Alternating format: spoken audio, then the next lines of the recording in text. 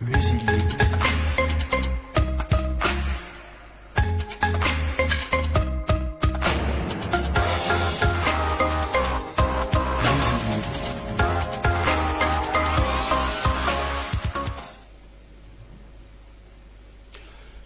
Chers internautes, amoureux de votre Web TV, Miroir du Cameroun MTV TV, bonjour. Merci de nous capter dans vos smartphones, ordinateurs portables dans le cadre de votre nouveau programme Face aux électeurs. Face aux électeurs a été conçu spécialement à l'occasion d'une importante échéance électorale, à savoir les législatives et les municipales du 9 février 2020 au Cameroun. Face aux électeurs, a le plaisir et l'honneur d'accueillir sur son plateau cet après-midi un candidat à la députation dans la Benue-Ouest, un homme, pas n'importe qui, un lion de la politique dans le Nord Cameroun, précisément dans le département de la Benue. J'ai nommé l'honorable Mahmoud Ali. L'honorable Mahmouda, bonsoir. Bonsoir Télésport. Comment vous sentez-vous, bien sûr, face aux internautes? Êtes-vous prêt à répondre à leurs différentes préoccupations au sujet de l'échéance du 9 février 2020? Je voudrais commencer par vous remercier pour l'honneur que vous me faites d'être le premier invité à votre émission par rapport à l'année 2020. C'est un honneur que je ressens avec plaisir. Vous me demandez comment est-ce que... Comment je me sens par rapport à cette émission?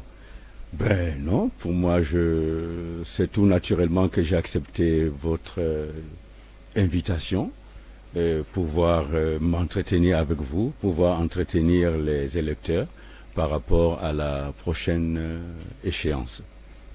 Alors, cela fait plus de 4 décennies que vous animez au propre comme au figuré la vie, le débat politique dans la région du Nord. Donc, partant de l'UNC, l'Union nationale camerounaise, c'était en 1976 à Garoua. L'Union nationale camerounaise, qui est l'ancêtre du Rassemblement démocratique du peuple camerounais. Est-il aisé, honorable, de faire la politique dans une région, dans un département confronté à des normes?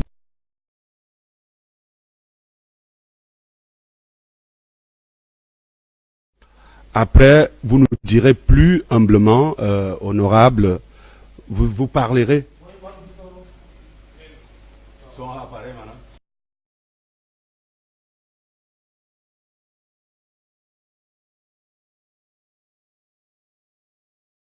Votre bilan lors des 2 derniers mandats.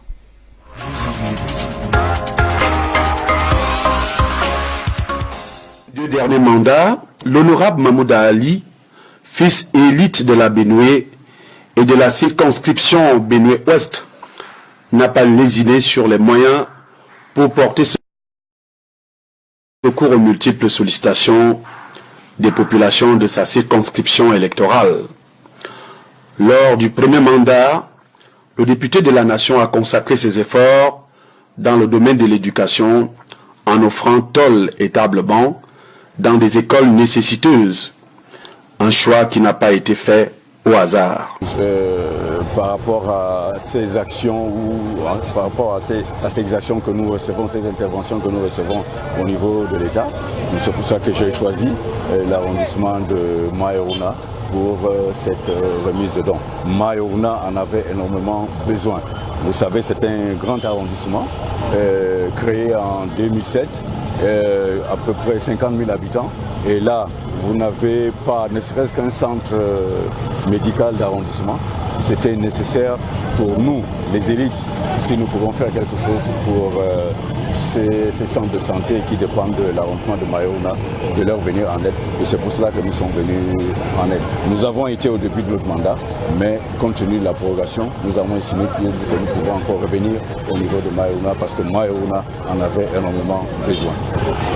Comme je l'ai dit, ceux qui me suivent savent que lors de mon premier mandat, je l'avais mis sous le signe de l'éducation. Parce que la connaissance, elle est importante. Il faut aller la chercher. À l'époque, on disait il faut aller chercher la connaissance en Chine. Aujourd'hui, nous l'avons au Cameroun. Mais cette connaissance, vous ne pouvez pas la distiller à d'autres, vous ne pouvez pas la transmettre à d'autres si vous n'êtes pas en bonne santé. Nous avons besoin d'être en bonne santé, nous avons besoin d'être physiquement aptes à transmettre, à faire ce que le Cameroun attend de nous. Le Cameroun a besoin des populations saines, qui sont en bonne santé, qui sont entreprenantes. Et là, il n'y a pas mieux que le domaine de la santé. C'est pour cela que j'ai mis ce second mandat sous le signe de la santé. Vous savez, quand quelqu'un va à l'hôpital, le fait de s'allonger déjà sur un lit diminue de moitié sa maladie par rapport à quelqu'un qui est couché à même le sol. Et c'est très important, raison pour laquelle je me suis dit il n'y a pas mieux pour l'être humain que l'éducation et sa santé. La deuxième mandature de l'honorable député du Rassemblement démocratique du peuple camerounais, RDPC, a porté sur la santé pour une éducation saine, dans un corps sain. C'est dans le cadre des micro-projets parlementaires. Relative du député Ali Mahmouda. Mais ce n'est pas pour autant, l'honorable, que vous allez baisser. Nous vous attendons toujours avec plein de choses. Le maire a tout dit, mais je voudrais une fois de plus, l'honorable, vous dire que vraiment, le problème que vous venez d'embrayer, celui de la santé, la population de Mayogourna est estimée à plus de 50 000 âmes. Alors, normalement, nous devions avoir au moins des médecins, 3 ou 4, un district de santé. Honorable Mahmouda, je ne vous apprends rien. L'état de la route Garoua-Barnaké laisse à désirer. La connectivité, Dieu merci, il y a déjà une plaque solaire, mais c'est insuffisant. Tout ça là, nous attendons de vous des réactions promptes. Et nous savons que vous êtes à mesure, vous nous avez déjà prouvé. Cette fois-ci, nous vous attendons. Mais dans un département de la Benue confronté à d'énormes difficultés existentielles, les attentes des populations sont importantes. C'est dire que l'honorable Mahmoud Ali, s'il est réélu, a du pain sur la planche. Bonne chance, honorable.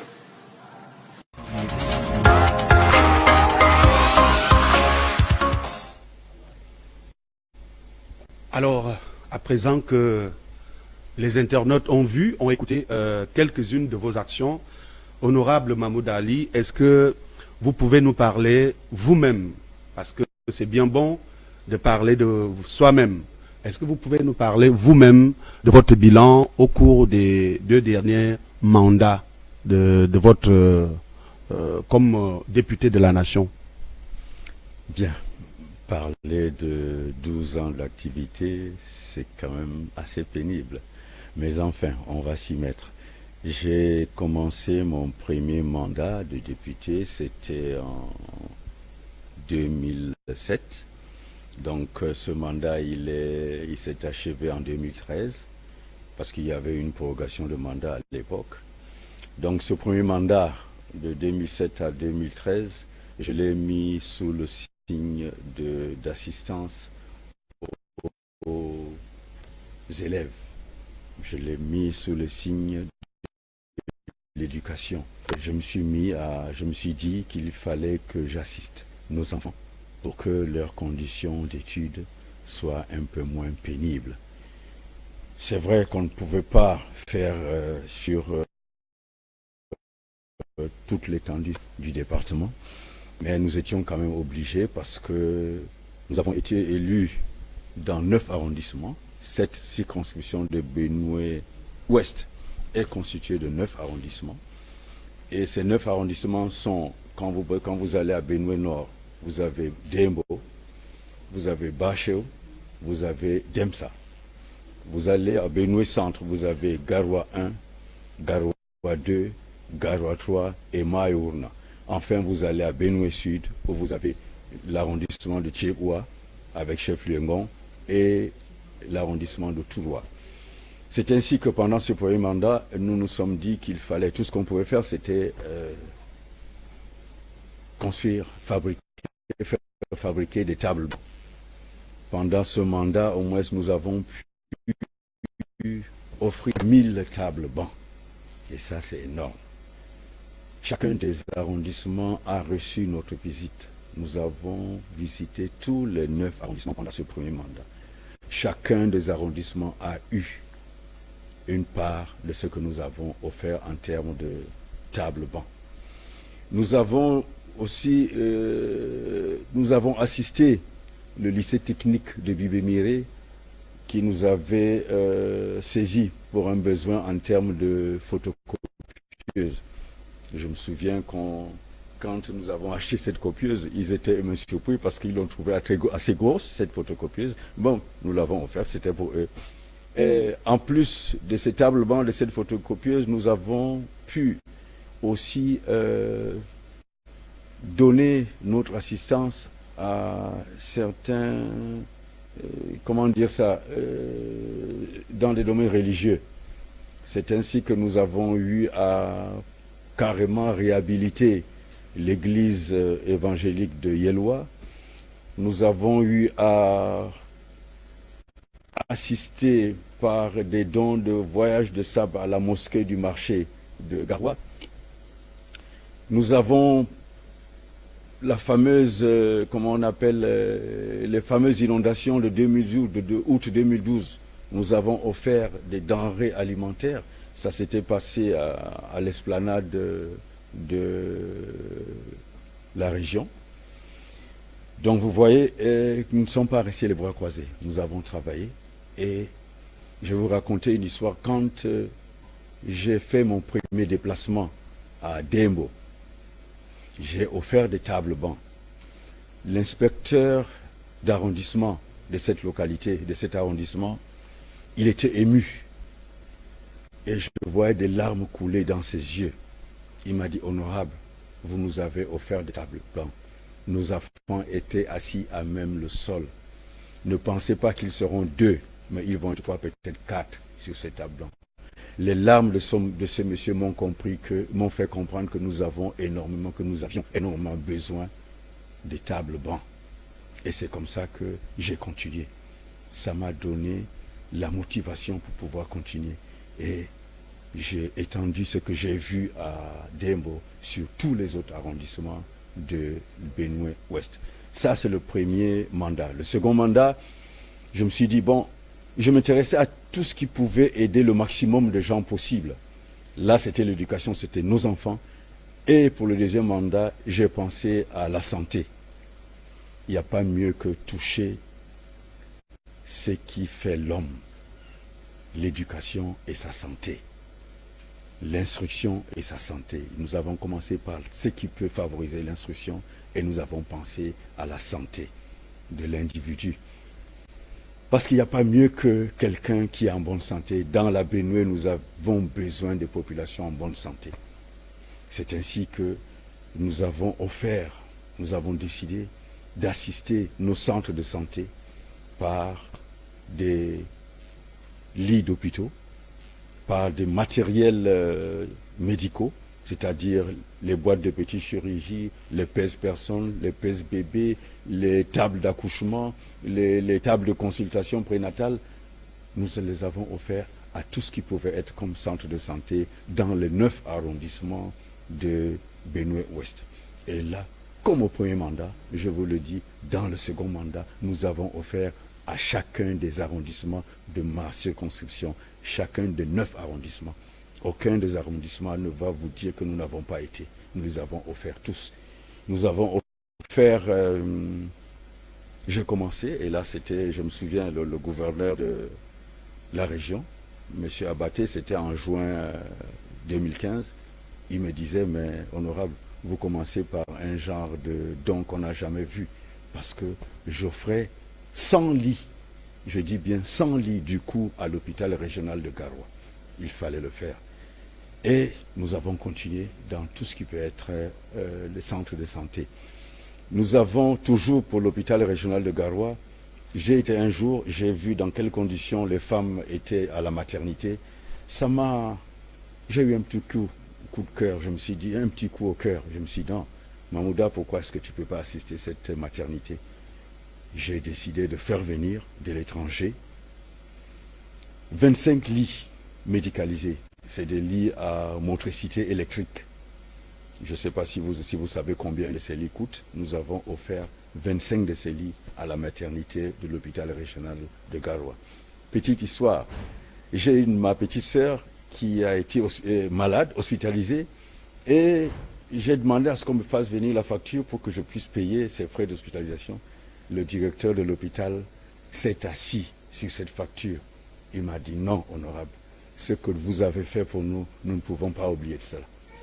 Donc, cette fois-ci, nous refusons de prendre votre argent pour votre sœur, pour payer les frais de votre sœur. C'est pour vous dire le plaisir qu'on a quand vous avez en face de vous des gens qui vous disent merci. Et c'est ça qui nous encourage à aller de l'avant. Ce merci qu'ils nous disent, qu'ils nous renvoient, ça c'est très important. Alors, est-ce que de votre point de vue, de votre regard, vous avez quand même une impression que les objectifs ont été atteints, même si ce n'est pas comme vous le souhaitiez, je présume? Non. Vous ne vous trompez pas en le disant. Je sens, j'ai fait 2 mandats, mais je sens qu'il me manque quelque chose. Il manque quelque chose. Il fallait que je finisse quelque chose. C'est peut-être la raison pour laquelle je sollicite que cette population me donne l'occasion de faire ce qui me tient à cœur. Alors, vous avez anticipé sans doute à notre préoccupation, parce que si vous êtes réélu, je présume que vous serez élu. Quels sont vos objectifs à court, moyen et long terme, lorsqu'on sait que la circonscription de la Benue-Ouest, comme d'ailleurs votre région, est confrontée à d'énormes difficultés? Je veux parler des infrastructures routières, problèmes de santé, comme vous l'avez évoqué tout à l'heure, la récurrence du choléra par exemple, l'éducation, l'emploi des jeunes, etc. Quels sont vos objectifs honorables à court, moyen et long terme? Vous savez, il y a souvent un amalgame dans l'esprit des gens. Les gens pensent que le député peut tout faire. Le député, peut-être faut-il le rappeler, est celui qui fait les lois. En plus de ça, il contrôle l'action du gouvernement. Ce sont les 2 fonctions d'un député. Maintenant, les populations qui vous ont élu ont fait de vous un porte-parole. Vous prenez leurs doléances et vous les amenez là où tout se décide. Les 2 mandats m'ont fait comprendre que je pouvais faire plus, raison pour laquelle je reviens et je sollicite. Je mets ce mandat si jamais les populations de Benue-Ouest me font encore confiance et me demandent d'amener loin leur doléance. Je voudrais le mettre, ce mandat, ce 3e mandat, sur le signe de la réalisation d'un certain nombre d'objectifs, objectifs de développement. Développement en matière d'infrastructure, nous en avons besoin. Et la Benue est assez vaste.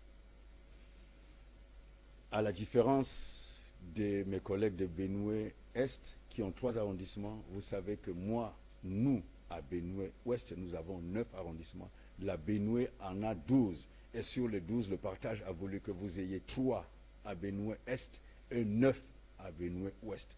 Donc, nous avons sur nous d'encadrer 9 arrondissements. Et ces arrondissements ont des besoins énormes. Notre souci, notre souhait, c'est de faire en sorte que le maximum de ces doléances, de ces besoins, puissent trouver une solution, même un début de solution pendant ce mandat, pour que peut-être après nous, qu'une génération qui viendra avec nous puisse achever ce que nous avons commencé. J'ai en tête le bitumage de Benue Nord, parti de Garoua pour Dembo. J'ai en tête le bitumage de partir de Laxolo pour Touroua. J'ai en tête le drainage du fleuve Benue. J'ai en tête surtout la vallée de Lac d'Eau, qui est une niche importante de développement. je sais, nous avons effectué des démarches auprès du ministre de l'économie de l'époque, auprès du ministre Motazé. Nous avons effectué des démarches pour que on puisse trouver le financement qu'il faut pour pouvoir réhabiliter, aménager cette vallée de la Benoué. Ça ne fait pas partie de ma subvention, mais la Benoué, le Nord, va en profiter. Si jamais les fonds qui ont été, je peux vous dire que les fonds ont été effectivement trouvés, il va falloir maintenant les mettre en place pour développer cette vallée de la Benoué. On en a énormément besoin. Quand vous m'avez posé le problème de l'emploi des jeunes, c'est à ça que j'ai pensé. C'est une niche importante. La réalisation de cet objectif, de la réhabilitation des aires, des périmètres de drainage, hydraulique de la Benoué, faire en sorte que beaucoup de nos enfants aient du travail de ce côté-là. Alors, avant d'accueillir notre consoeur Clarisse Andela, qui sans nul doute a déjà recueilli de nombreuses réactions de nos internautes, nous allons vous permettre de suivre un Vox Pop réalisé à partir de Garoua par Aïssa Boba.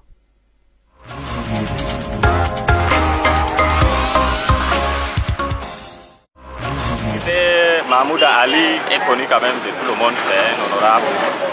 Nous avons vu certains gestes qu'il est en train de faire, l'équipement de certains hôpitaux, des centres de santé et l'équipement des salles de classe.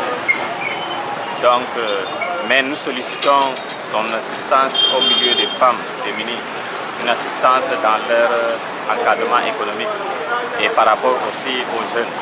Les jeunes en souffrent. Il y a pas donc, c'est des questions qu'il devait porter pour pallier à certaines difficultés que les jeunes ont accès. Moi, en tant que leader des jeunes, j'aimerais qu'il tende sa main pour nous écouter. Donc, bien que nous voyons ce qu'il fait, c'est des missions républicaines qu'il est en train de mener pour tout le monde. Donc, nous l'encourageons, mais toutefois en lui suggérant de regarder de l'autre côté, parce que la République n'est pas constituée seulement des entités publiques. J'ai eu l'occasion d'être sur le terrain, également de couvrir des cérémonies où il a procédé à des remises des dons justement à des hôpitaux. C'était assez intéressant parce que d'habitude c'est 2, 3, 4 instruments, mais là c'était vraiment complet. On avait du matériel de laboratoire, on avait des lits, c'était vraiment impressionnant quand même. C'était de quoi équiper carrément tout un centre de santé. Et il ne l'a pas fait une fois, il ne l'a pas fait 2 fois, il l'a fait à plusieurs reprises. Et quand on sait quand même en zone rurale comment l'accès aux soins de santé de qualité est assez difficile, de savoir que lui, il l'a compris et justement il prend sur lui d'aller équiper ces centres de santé, donner la possibilité à ces populations qui l'ont voté, même celles qui ne l'ont pas voté, d'avoir accès à des soins de santé de qualité. Ça prouve, ça démontre à souhait son côté humaniste. Je ne parlerai pas des actions dans le domaine de l'éducation où dans certaines écoles, les enfants s'asseyaient à même le sol, mais grâce quand même à un coup de pouce de sa part, des élèves ont pu avoir des tables bancs pour s'asseoir et puis recevoir des cours dans des conditions quand même indiquées. Ça, c'est des actions à saluer et c'est des actions que nous lui demandons de répéter dans le cadre de ce 3e mandat que je lui souhaite de briguer au la.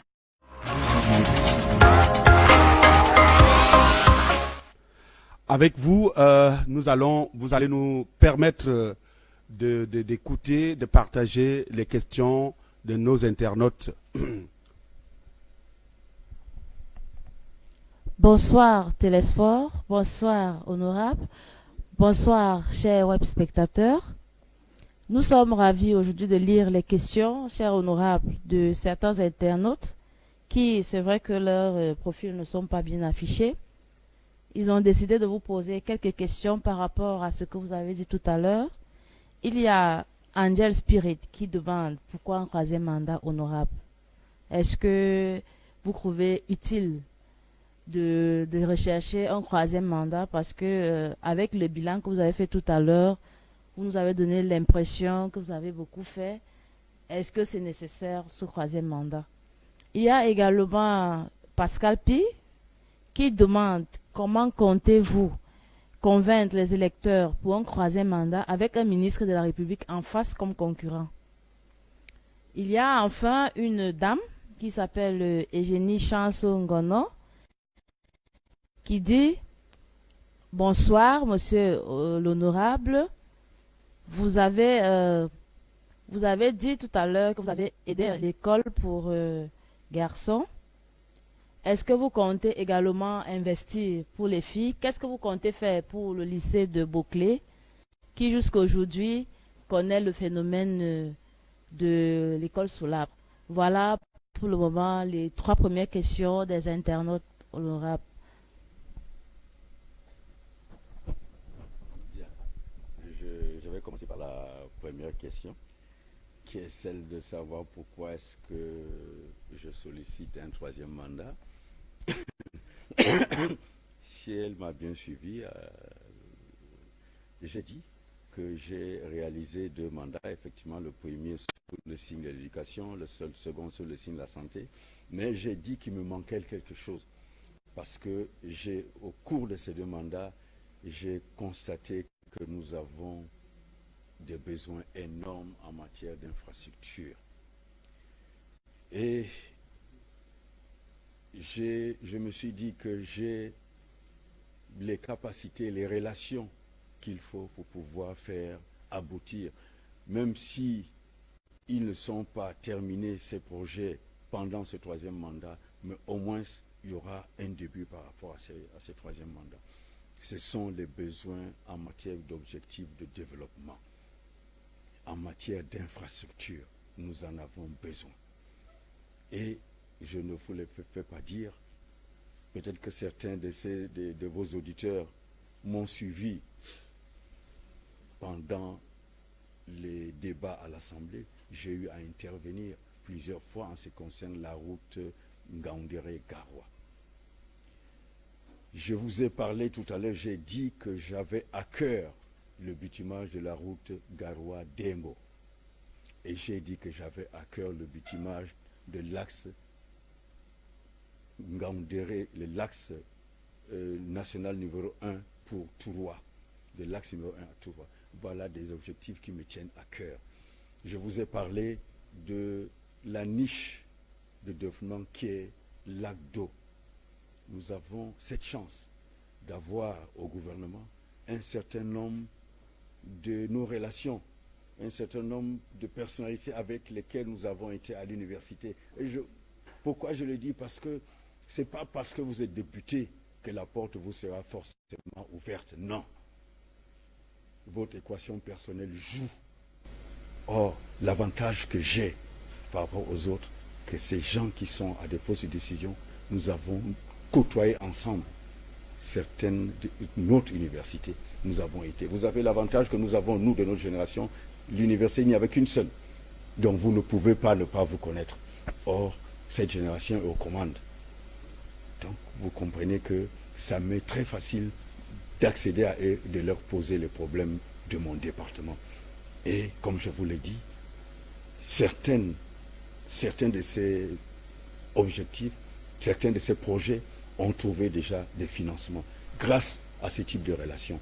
Alors, ce mandat, je voudrais le mettre à profit si jamais les populations de la Benue-Ouest me font encore confiance pour faire aboutir ces projets. Surtout celui qui me tient à cœur, ceux qui me tiennent à cœur, comme je vous ai dit, l'image de certaines de nos routes et la niche de développement qui est là.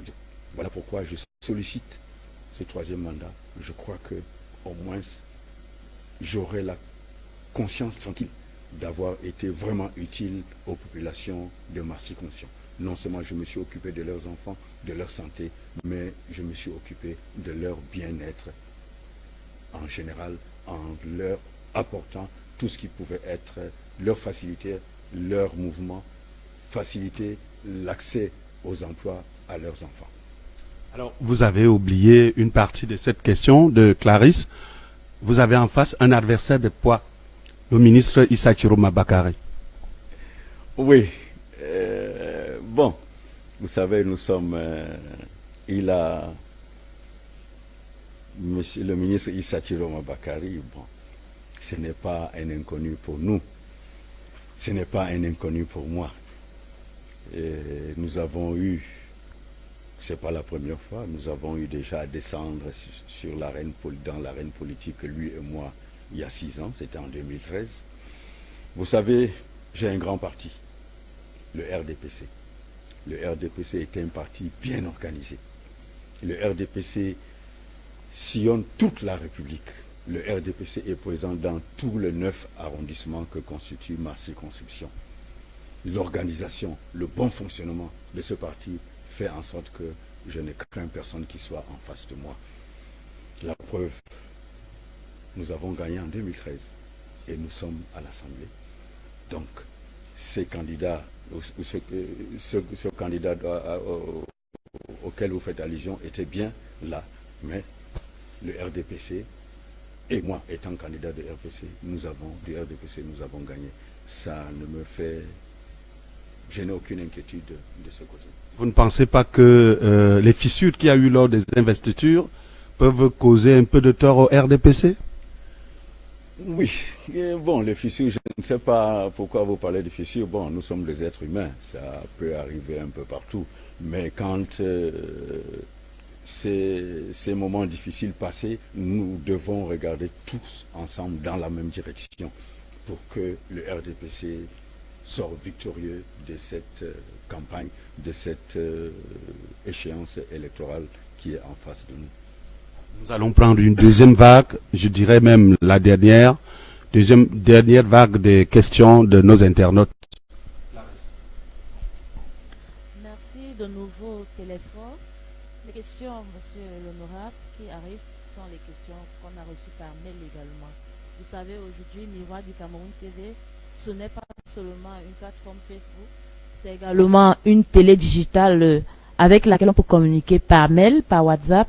Il y a les internautes qui ont décidé de garder l'anonymat. Il y a elle s'appelle Jimmy Aboganen, qui dit elle veut seulement s'instruire parce qu'elle n'est pas de votre circonscription. Elle aimerait savoir combien de villes il y a dans votre circonscription électorale. C'est par besoin de culture. Également, il y a un autre internaute qui a songé garder l'anonymat. Il demande: pouvez-vous nous parler de votre projet touristique? Mieux, comment comptez-vous vendre votre circonscription électorale à des personnes qui ne connaissent pas bien la Benue-Ouest? Donc ça, c'est un internaute qui a décidé de garder l'anonymat. Et également, il y a un autre qui a dit: en tant qu'élu de la nation, que pensez-vous de la nouvelle loi qui vient d'être adoptée portant sur la décentralisation? Nous avons foi, honorable, étant donné que vous étiez à l'hémicycle de Guayaquil pendant, je veux dire, l'élection de cette loi, vous allez un peu nous dire de quoi il s'agit. Les internautes qui ne savent pas, celui qui a posé la question va permettre à ce qu'on sache exactement ce que la nouvelle loi portant sur cette circonscription va apporter au Camerounais lambda. Merci, chers web spectateurs. Clarisse Andola, que je suis, va quitter le plateau et laisser la parole à l'honorable. Honorable, votre réaction? Bien, je vais commencer par celle qui a demandé de savoir si je vais m'occuper des dames.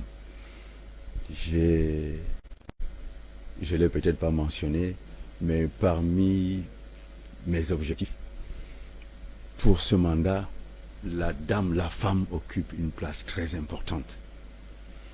Et je voudrais, dans la mesure du possible, d'ailleurs je suis en contact avec leur coordonnatrice régionale, la reine-mère de Demsa, pour m'orienter vers ce qui peut favoriser l'autonomisation des femmes. Elle a posé, la web auditrice a posé la question de savoir combien de villes il y a dans mon arrondissement. Si elle m'a suivi au début, je lui ai dit que le département de la Benue a 12 arrondissements. Dans ma circonscription, nous avons 9 et dans l'autre circonscription Bénois-Est, ils en ont 3. Quels sont les 9 villes, les 9 arrondissements de ma circonscription? Je lui ai dit que nous avons Dembo, dans la Bénois Nord, nous avons Dembo, nous avons Bachéo, nous avons Demsa. Et dans la Bénois Centre, nous avons Garoua 1, Garoua 2, Garoua 3 et Maïouna. Enfin, quand vous allez au sud, vous avez 2 arrondissements, l'arrondissement de Tchèboua et l'arrondissement de Toua. Ça fait 9. Il n'y en a pas beaucoup au Cameroun. Ailleurs, vous avez des députés, des collègues qui sont députés pour un seul arrondissement. Nous, je parle de moi, j'ai pendant 2 mandats encadré 9 arrondissements. Ce n'est pas donné à n'importe qui et c'est lourd. C'est des éléments que j'ai portés à l'attention du gouvernement. J'ai pensé qu'à l'occasion de cette élection, peut-être qu'il y aurait eu un nouveau découpage. Malheureusement, nous repartons toujours avec le même arrondissement. Nous avons fait face à ces arrondissements. Nous continuons.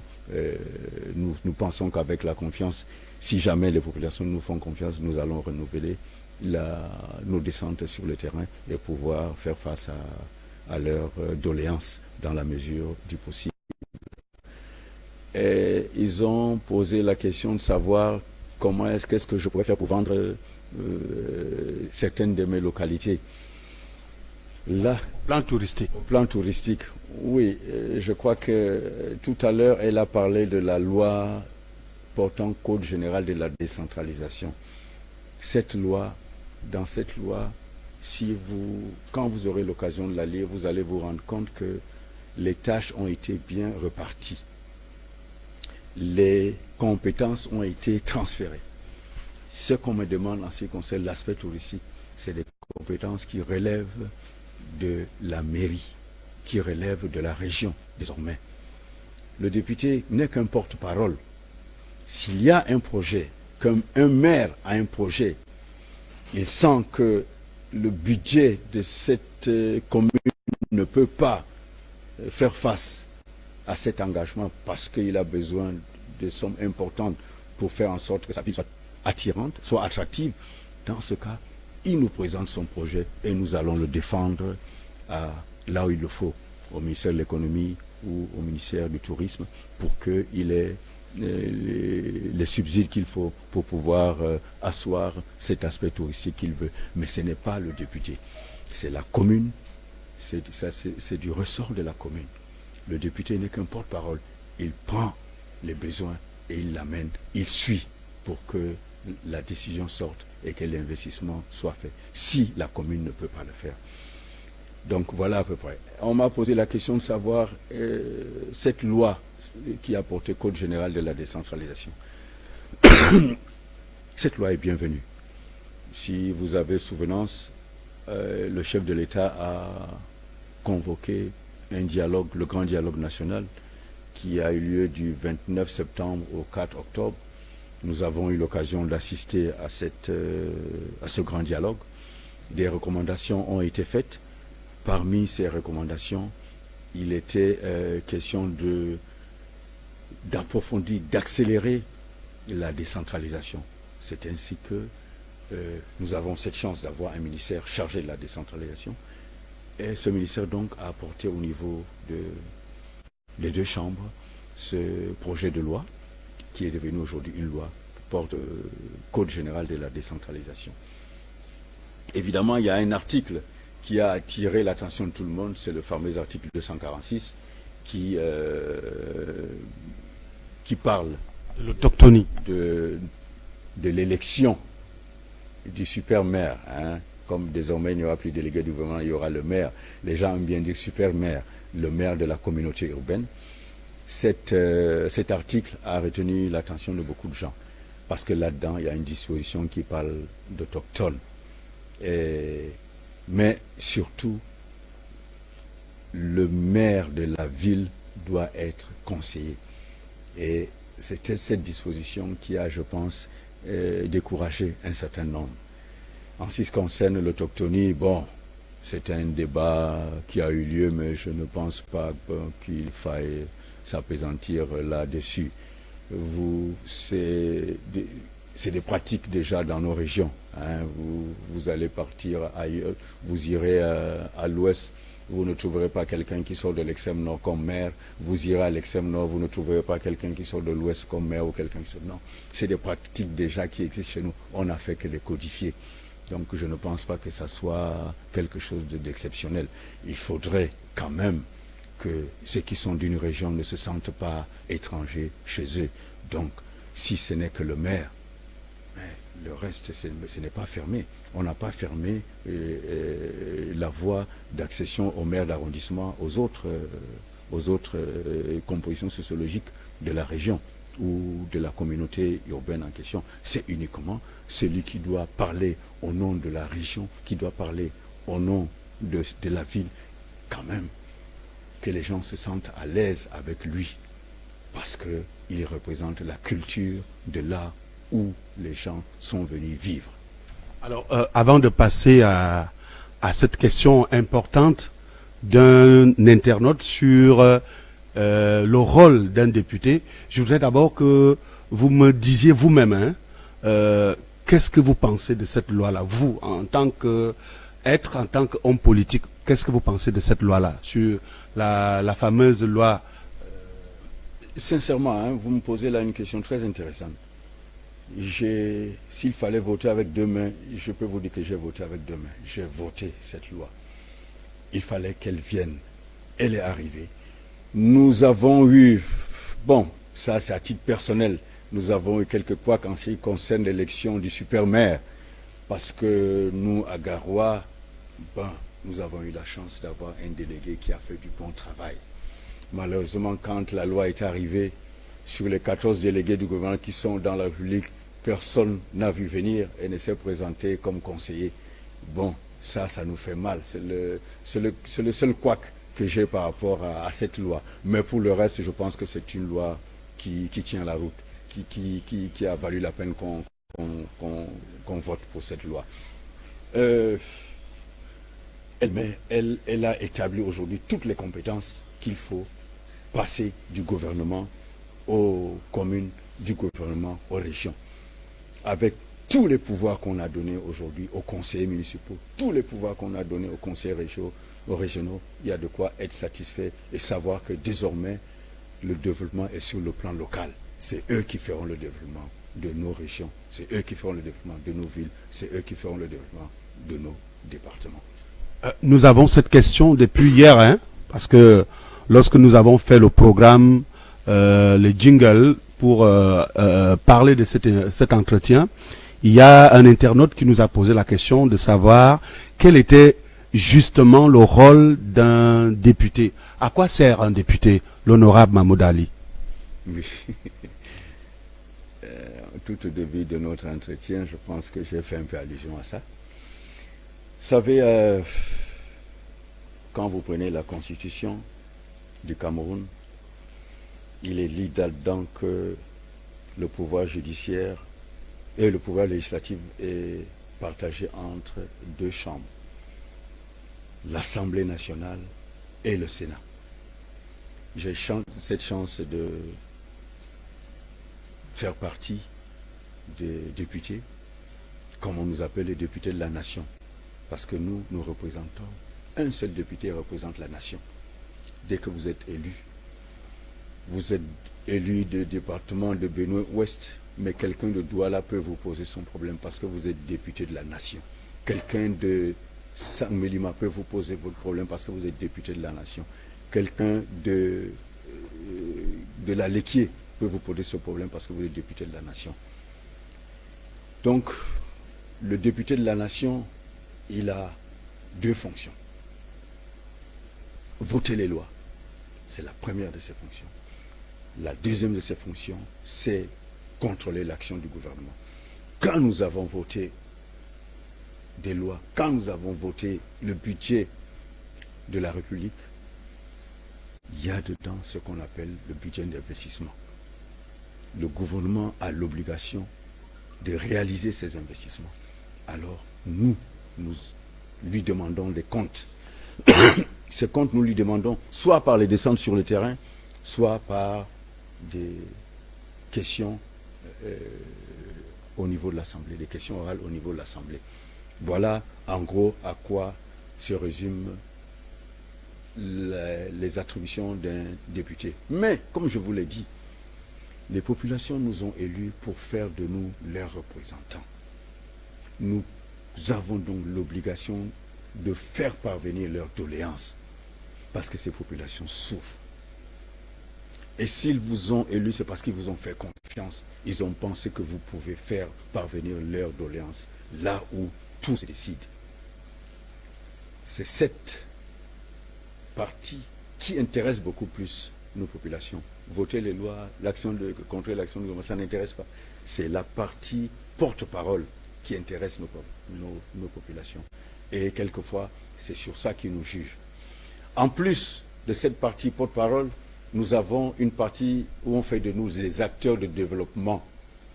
Et là, le ministère de l'économie met à notre disposition des petites sommes qu'on appelle micro-projets. Ces sommes sont de 8 millions par an. C'est avec ces 8 millions que nous réalisons un certain nombre de projets que vous voyez sur le terrain, comme je vous ai parlé des lits, je vous ai parlé des tables bancs. Ce sont ces 8 millions que le ministère de l'économie, ce n'est pas l'Assemblée. Certains pensent que l'Assemblée a un budget d'investissement pour ça. Non. L'Assemblée nationale n'a pas de budget d'investissement pour les députés. L'Assemblée nationale a un budget de fonctionnement et d'investissement pour l'institution, pas pour les députés. C'est le gouvernement qui a bien voulu, par l'intermédiaire du ministère de l'économie, mettre à notre disposition les 8 millions de micro-projets. Nous avons demandé au gouvernement que le gouvernement oublie ces 8 millions qui nous permettent d'inscrire dans le budget d'investissement les projets que nous voulons pour nos localités à hauteur de 100 millions. Malheureusement, ça n'a pas marché parce que les 100 millions, nous n'allons pas les toucher. Nous allons suivre, inscrire ces 100 millions dans le budget de l'État pour que nos localités puissent en bénéficier. Ça aurait été plus intéressant pour ces localités que les 8 millions. Malheureusement, le gouvernement n'a pas accédé à cette demande. Voilà en gros ce que nous faisons pour nos populations. Nous votons les lois, nous contrôlons l'action du gouvernement, nous sommes des acteurs de développement à partir des micro-projets et nous sommes leur porte-parole au niveau des décideurs de la République. Oui, honorable Mahmouda Ali, nous sommes pratiquement arrivés au terme de notre échange de cet après-midi. Mais avant de partir, le 9 février prochain, les électeurs seront aux urnes. Et chaque électeur va jeter dans l'urne une enveloppe. Alors, vous voulez vous adresser à ces électeurs. Nous vous demandons votre mot de fin. C'est-à-dire, qu'est-ce que vous dites à ces électeurs qui iront aux urnes le 9 février prochain? Il y a des besoins de projets de développement de notre département. Ça, j'y tiens absolument, mais il n'y a que eux qui puissent faire en sorte que nous puissions faire en sorte qu'il y ait un début, sinon la réalisation de ce projet. Ils m'ont fait confiance pendant les 2 mandats. Je leur demande de me renouveler cette confiance et qu'ils aient foi en moi. Je leur demande de nous faire confiance parce que je ne serai pas seul, je serai avec une équipe de jeunes que nous allons initier dans ce travail de député pour que demain, qu'ils prennent le relais et ils auront eu la chance d'avoir quelqu'un qui aura eu l'expérience qu'il faut dans ce métier de député. Mais pour cela, il faudrait qu'ils nous renouvellent leur confiance pour faire en sorte que nous puissions faire en sorte que leurs doléances trouvent des solutions au niveau du gouvernement. Ça me fait mal au cœur de savoir que vous passez 8 heures de temps de Ngaoundéré pour Garoua. Ça me fait mal de savoir que vous marchez sur des cailloux pour arriver à Dembo, à Bachel. J'aimerais bien qu'il y ait un début de solution pour ces localités. Ça me fait mal de savoir que pour aller à Touroua, quelquefois vous êtes coincé sur un pont où vous ne pouvez pas passer parce que votre voiture est assez large. Il va falloir revoir toute cette infrastructure. La Benue en a besoin. Et ils peuvent compter sur nous pour faire en sorte que ces doléances arrivent à bon port. Et compte tenu d'un certain nombre de relations que nous avons, pour que ces relations trouve un début de solution et pourquoi pas une solution définitive pendant ce mandat. Je leur fais confiance, ils peuvent me faire confiance, j'ai foi en eux, qu'ils aient foi en moi. Alors, l'honorable Mahmoud Ali, 2019 s'est achevé avec ses maux, avec ses problèmes, et nous sommes au début d'une nouvelle année. Alors, quels sont vos vœux pour vos électeurs, votre base, votre circonscription électorale? Est-ce que vous avez des vœux particuliers à faire à ces populations, à ces militants? Je vais un peu détendre un peu l'atmosphère. Vous savez, certains qui me connaissent, quand j'étais au lycée, j'étais acteur de théâtre. J'amusais la galerie. Je vais peut-être vous faire rire en vous disant que je voudrais que cette année 2019, qu'elle soit partie avec ses barlocs, qu'elle soit partie avec toute sa malchance, et que 2020 soit pour nous une année heureuse, qu'elle nous apporte le maximum de ce dont nous avons besoin pour améliorer nos conditions de vie. Je leur souhaite à chacun et à tous une heureuse année. Que Dieu, le Tout-Puissant, puisse couvrir chacun de nous et nous tous de sa gloire tout au long de la nouvelle année. Je voudrais que vous me donniez l'occasion. Ma voix est toute petite. Elle ne sera peut-être pas entendue, peut-être qu'elle sera entendue. Je voudrais, à travers cette occasion que vous m'offrez, de louer les efforts, les grands efforts que notre président de la République, le président national de notre parti, déploie pour asseoir, pour ramener la paix dans ce pays, pour le grand apaisement dont nous avons besoin dans ce pays. Je loue les efforts. Nous savons ce qu'il fait. Ça ne se dit peut-être pas, mais nous, à notre niveau, nous savons ce qu'il fait pour que la paix revienne dans ces régions du nord-ouest et du sud-ouest. Nous savons ce qu'il a fait et ce qu'il fait pour que la paix revienne dans l'extrême nord. Nous comptons sur lui, nous lui demandons de ne pas se décourager, qu'il continue pour que le Cameroun retrouve sa sérénité, sa paix, telle que nous l'avons connue. Le Cameroun a été un îlot de paix. Nous voulons que cette paix s'établisse pour de bon et qu'elle revienne dans notre pays. Pour cela, ma voix est petite, mais je voudrais demander au chef de l'État qu'il ne se décourage pas, qu'il continue. Nous avons besoin de cette paix dans ce pays. Merci honorable d'avoir fait confiance à MCTV Cameroun, Miroir du Cameroun. Chers internautes, nous sommes arrivés au terme de notre programme. Merci aux millions d'internautes connectés en live sur MCTV Cameroun. Vous êtes homme politique, vous êtes acteur politique, vous voulez échanger, vous voulez participer à cet échange, à ce programme conçu à l'occasion des élections du 9 février 2020. Veuillez nous contacter, cher monsieur, au numéro de téléphone suivant 697 39 95 33. Je répète, 697 39 95 33. Que Dieu nous bénisse, que Dieu bénisse le Cameroun. Merci.